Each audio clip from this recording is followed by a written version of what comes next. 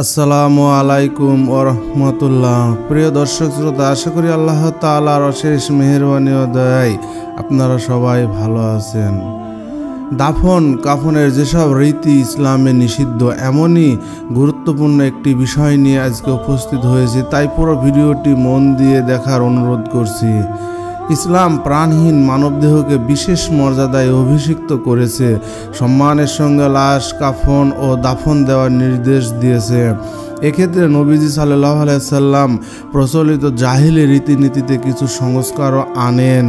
তাই দাফন কাফনের ক্ষেত্রে ইসলামে যেসব বিষয় নিষিদ্ধ, এমনই কিছু গুরুত্বপূর্ণ পয়েন্ট আজকে আপনাদের সামনে তুলে ধরব ইনশাআল্লাহ। 1. কবর পদ্ধতির অনুমোদন। আরবদের কাছে মৃত মানুষের শেষকৃত্যের পদ্ধতি হিসাবে কবর দেওয়ার প্রচলন ছিল। পবিত্র কোরআনের বর্ণনা অনুসারে কবরস্থ করার পদ্ধতি আদম আলাইহিসসালাম এর সময়কাল থেকে প্রচলিত। মক্কার বিখ্যাত কবরস্থান আল মোয়াল্লা আর মদিনার আন নাবিগা, যা পরবর্তী সময়ে বাকি আল গারকাদ কবরস্থানে সংযুক্ত হয়েছে, মৃতদের কবরস্থ করার প্রমাণ। পবিত্র কোরআনের একাধিক আয়াতে মাটিতে প্রবর্তন করা তথা মৃতদের কবরস্থ করার দিকে ইঙ্গিত দেওয়া হয়েছে। 2. মৃত ব্যক্তির সম্মান জীবিতের মতোই। নবীজি সাল্লাল্লাহু আলাইহি সাল্লাম মৃত ব্যক্তির হাড় ভাঙতে নিষেধ করে তা জীবিত অবস্থায় হাড় ভাঙার সমতুল্য আখ্যা দিয়েছেন। আবু দাউদ শরীফ হাদিস নং 1032। মানুষের লাশ, পাখি বা অন্য প্রাণীকে খেতে দেওয়া, হাড় দিয়ে আসবাব তৈরি করা কিংবা আগুন দিয়ে পুড়িয়ে দেওয়া ইসলামে অনুমোদিত নয়। আবু দাউদ শরীফ হাদিস নং 2664। মাতাম নিষিদ্ধ।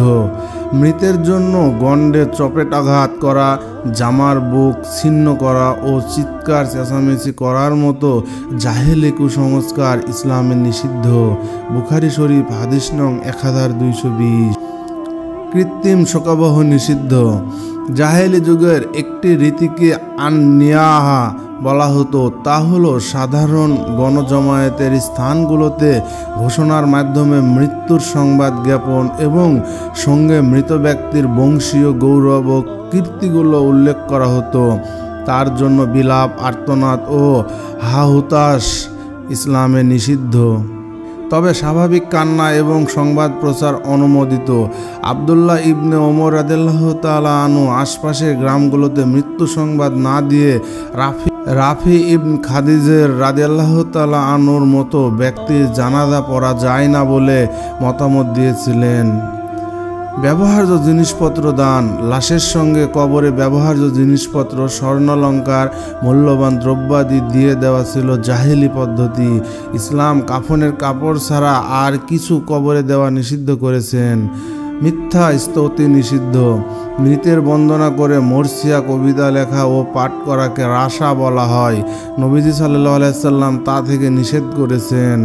হানাফি মাযহাবের ইমামরা জানাজার সময় স্তুতি পাঠ মাকরুহ মনে করেন, তবে অন্য সময় অতিরিক্ত না করার শর্তে মৃত ব্যক্তির উত্তম চারিত্রিক গুণাবলী অবলম্বনে মুরসিয়া রচনা ও পাঠ তারা অনুমোদিত মনে করেন। জানাজার নামাজ প্রবর্তন। জাহিলি যুগের জানাজার পদ্ধতি ছিল ভিন্ন। লাশ ধর্মীয় উপাসনালয়ে একটি উঁচু স্থানে রাখা হতো।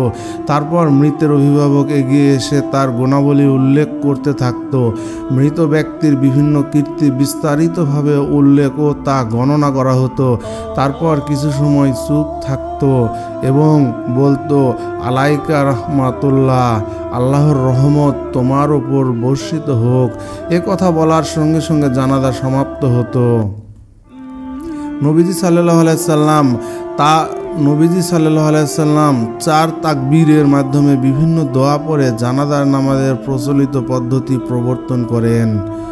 সৌধ নির্মাণ নিষিদ্ধ। জাহিলি যুগে কবরকে উঁচু করে সৌধ নির্মাণ প্রথা ছিল। নবীজি সাল্লাল্লাহু আলাইহি সাল্লাম এমন উঁচু সৌধ ভেঙে দেওয়ার জন্য সাহাবীদের প্রেরণ করেছেন। মুসলিম শরীফ হাদিস নং 2115। কবর পাকা করা, কবরের উপর কোনো কিছু লেখা কিংবা কিছু নির্মাণ করা জাহেলি পদ্ধতি। নবীজি সাল্লাল্লাহু আলাইহি সাল্লাম এসব নিষিদ্ধ করেছেন। তিরমিজি শরীফ হাদিস নং 1052। ভোজসভা নিষিদ্ধ। মৃত ব্যক্তিকে দাফনের পর মরা বাড়িতে খানা ও ভোজের আয়োজন এবং লোকের জমায়েতকে সাহাবীরা জাহেলিয়াতের মাতাম হিসেবে গণ্য করতেন। তবে মৃতের আত্মীয় স্বজন বা প্রতিবেশীদের কেউ তা করা দূষণীয় নয়, বরং দায়িত্ব ও কর্তব্য। জাফর ইবন আবু তালিবের রাদিয়াল্লাহু তাআলা আনহু পরিবারের জন্য খাদ্য প্রস্তুত করতে নবীজি সাল্লাল্লাহু আলাইহি সাল্লাম আদেশ দিয়েছিলেন।